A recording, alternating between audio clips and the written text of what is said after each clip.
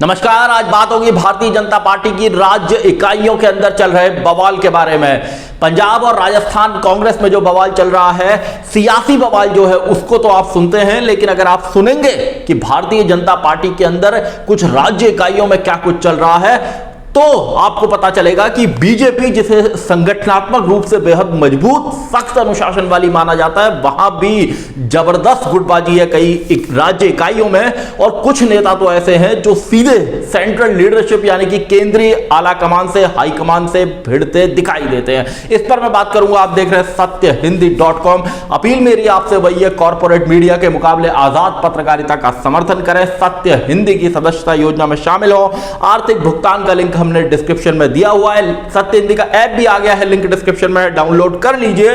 आपने देखा बीते दिनों कि राजस्थान के अंदर वसुंधरा राजे जो पूर्व मुख्यमंत्री हैं, उन पर आरोप है कि वो भारतीय जनता पार्टी की प्रदेश इकाई के पैरेलल यानी कि उसके समानांतर एक संगठन चला रही है। उनके कार्यकर्ताओं ने वहां पर वसुंधरा राजे समर्थक मंच राजस्थान का गठन किया है और अभी वसुंधरा रसोई भी चलाई है। इसको लेकर राजस्थान बीजेपी में खलबली है। कर्नाटक के अंदर बीएस येदियुरप्पा के खिलाफ उनके सियासी विरोधियों ने मोर्चा खोला हुआ है और उत्तराखंड में अभी हमने देखा है कि हाल फिलहाल में नेतृत्व परिवर्तन हुआ है। उत्तर प्रदेश में कितना बड़ा घमासान हुआ, बीजेपी और आरएसएस के बड़े बड़े पदाधिकारी लखनऊ पहुंचे, दिल्ली में भी बैठक हुई और खुद मुख्यमंत्री योगी आदित्यनाथ को दिल्ली आना पड़ा।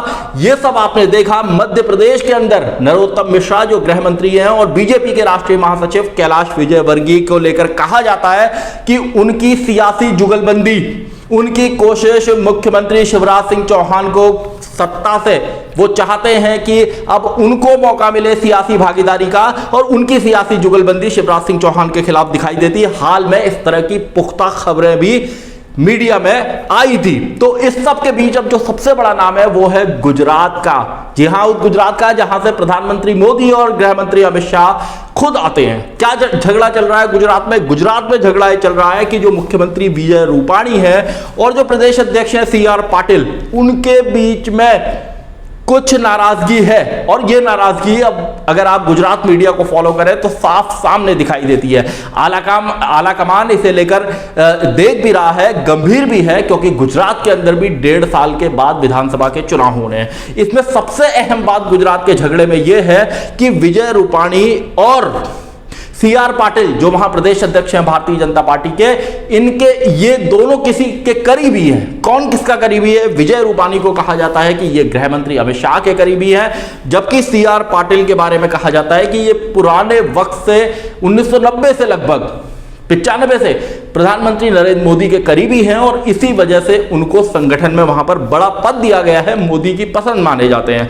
तो इनके बीच में जो खींचतान है वो आजकल गुजरात मीडिया की सुर्खियां बनी हुई है। और जब ये बात दिल्ली तक छन के आती है तो इस बात का पता चलता है कि भारतीय जनता पार्टी के अंदर भी कई राज्य ऐसे हैं, इवन मोदी शाह के गुजरात के अंदर भी बीजेपी के अंदर गुटबाजी, फैक्शनलिज्म है जो होता है सारे दलों में, लेकिन जब कहीं ज्यादा बढ़ जाता है तो मीडिया की सुर्खियां बनती है। तो गुजरात के अंदर कहा जाता है कि रूपाणी के जो समर्थक हैं विजय रूपाणी के, वो ये कहते हैं कि पाटिल ने, सीआर पाटिल के समर्थकों ने संगठन पर एक तरह से कब्जा कर लिया है। और अभी आपको याद दिलाऊं कि अप्रैल के महीने में जब यह खबर आई थी कि बीजेपी प्रदेश अध्यक्ष के पास रेमडेसिविर के इंजेक्शन हैं, तो तब पत्रकारों ने पूछा था विजय रूपाणी से कि उनके पास ये इंजेक्शन कहां से आए, तो उन्होंने कहा था कि इस बात को आप पाटिल से ही पूछ लीजिए।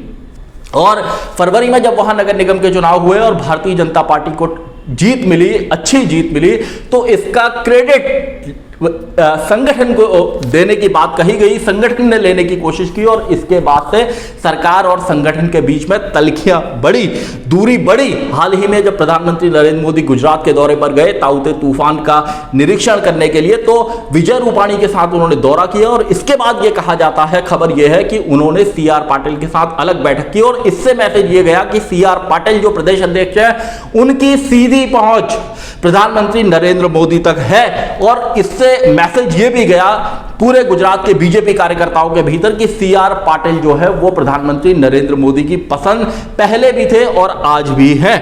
अब जब ऐसे में 1.5 साल के बाद वहां विधानसभा का चुनाव है और गुजरात जैसे राज्य में दो बड़े नेता आमने सामने हैं और कहा जाता है कि लगातार जो संगठन है वो वहां सरकार को नजरअंदाज करने की कोशिश करता है। और सीआर पाटिल के बारे में कहा जाता है कि क्योंकि वो प्रधानमंत्री नरेंद्र मोदी के करीबी हैं, पसंद है, और इस वजह से उनकी सियासी ख्वाहिश जो है वो राज्य का मुख्यमंत्री बनने की है। और माना जा रहा है कि आने वाले 1.5 साल के अंदर जब तक विधानसभा चुनाव होंगे, पार्टी आलाकमान इस बात को जानता है कि इन दोनों के बीच की जो सियासी लड़ाई है उससे पार्टी को कहीं ना कहीं विधानसभा चुनाव में नुकसान हो सकता है। हालांकि गुजरात के अंदर बीजेपी सत्ता में ताकतवर है, बीते 2-2.5 साल में उसने कांग्रेस के कई विधायकों को तोड़ा है, लेकिन 2017 का विधानसभा चुनाव याद कीजिएगा, जब राहुल गांधी ने लगातार वहां पर ताबड़तोड़ दौरे किए थे, काफी पसीना बहाया था, और उसके बाद प्रधानमंत्री मोदी और अमित शाह को जबरदस्त मेहनत गुजरात के अंदर करनी पड़ी थी, और जो लग रहा था कि गुजरात आसानी से जीत लेंगे वो उनके लिए मुश्किल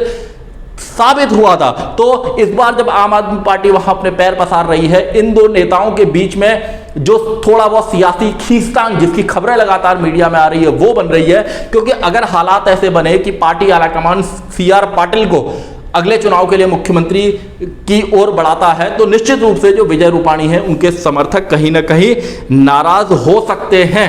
तो ये जो गुजरात के अंदर चल रहा है इसकी चर्चा जबरदस्त है। इसके अलावा एक और राज्य है केरला, जहां भारतीय जनता पार्टी के अंदर प्रकरण ऐसा हुआ है कि उसको लेकर वो बीजेपी और आरएसएस के भीतर भी बड़ी चिंता का विषय है। एक फंडिंग 3.5 करोड़ रुपए का इलेक्शन फंड था नेशनल हाईवे पर, ये जो पैसा था इस पर रॉबरी हो गई, यानी कि इसकी डकैती हो गई, और उस डकैती का मामला ऐसा पहुंचा और कहा यह गया कि ये डकैती गुटबाजी के कारण की वजह से हुई। और इस मामले में प्रधानमंत्री मोदी और गृह मंत्री अमित शाह ने खुद रिपोर्ट मंगाई, और केरला पुलिस इस मामले में वहां जो बीजेपी के अध्यक्ष हैं स्टेट बीजेपी के सुरेंद्रन और तमाम नेताओं से बातचीत कर रहे हैं। और केरला के लिए बीजेपी बहुत सिंसियर रही है, संघ आरएसएस भी वहां लगातार काम करता रहा है, और ये बहुत बड़ा मुद्दा बन गया है कि पार्टी के इलेक्शन फंड जो पार्टी नेताओं के लिए भेजा जा रहा था उसमें लूट हो गई, डकैती हो गई, और वहां के जो प्रदेश अध्यक्ष हैं के सुरेंद्रन, उनसे पुलिस पूछताछ कर रही है, उनके निजी सहयोगी से पुलिस पूछताछ कर रही है। तो ऐसे हालात में ये जो मसला है ये बीजेपी आरएसएस के लिए एक चिंता का विषय बन गया है। तो ये तमाम राज्य है। इसके अलावा भी जैसे हमने उत्तराखंड में कहा कि वहां सत्ता परिवर्तन पार्टी को करना पड़ा, और गुजरात का जो सियासी घमासान है ये इसलिए दिलचस्प है क्योंकि यहां प्रधानमंत्री मोदी और अमित शाह के करीबी, जिनको कहा जाता है कि एक दूसरे के करीबी हैं, वो आमने सामने हैं, और आने वाले विधानसभा चुनाव से पहले वहां कुछ बड़ा सियासी घटनाक्रम देखने को मिल सकता है। कुछ ऐसा हो सकता है कि विजय रूपाणी को पद से हटाया जा सकता है। इस तरह की सियासी चर्चाएं हैं, और उनकी जगह सीआर पाटिल को या किसी अन्य व्यक्ति को मुख्यमंत्री की कुर्सी पर बैठाया जा सकता है। लेकिन अगर ऐसा होता है तो निश्चित रूप से सियासी खलबली होगी, क्योंकि विजय रूपाणी भी मुख्यमंत्री पद पर अपना कार्यकाल पूरा करना चाहते हैं। तो केवल कांग्रेस के अंदर नहीं, कहने का मतलब है केवल कांग्रेस के अंदर नहीं, भारतीय जनता पार्टी के अंदर भी कई राज्य इकाई, जिसमें मैंने आपको कर्नाटक से लेकर मध्य प्रदेश से लेकर केरला से लेकर राजस्थान से लेकर गुजरात तक का हवाला दिया, इन सभी राज्य इकाइयों में थोड़ा बहुत सियासी खींचतान जबरदस्त चल रही है। लेकिन कहा जाता है कि बीजेपी के अंदर अनुशासनात्मक संगठन के अंदर जो अनुशासन है, शक्ति का जो डंडा है वो ज्यादा मजबूत है, इसलिए नेता खुलकर बयानबाजी करने से डरते हैं, नहीं आते सामने। लेकिन हाल फिलहाल ऐसी सियासी चर्चाएं हुई हैं, जिस तरह राजस्थान में वसुंधरा राजे आमने सामने लीडरशिप से होती दिखती है, वैसा ही लगता है कि कुछ और राज्यों में भी, जैसे मैंने कहा कि कर्नाटक के अंदर येदियुरप्पा के खिलाफ लगातार मोर्चा खोला हुआ है कुछ नेताओं ने, तो इस तरह छोटा मोटा सियासी असंतोष कई राज्य इकाइयों में चल रहा है। सत्यहिंदी.com में आज के लिए बस इतना ही। ऐसे ही तमाम मुद्दों पर मेरी आपसे आगे भी बातचीत होती रहेगी। धन्यवाद। सत्य हिंदी का ऐप डाउनलोड करें गूगल प्ले स्टोर पर।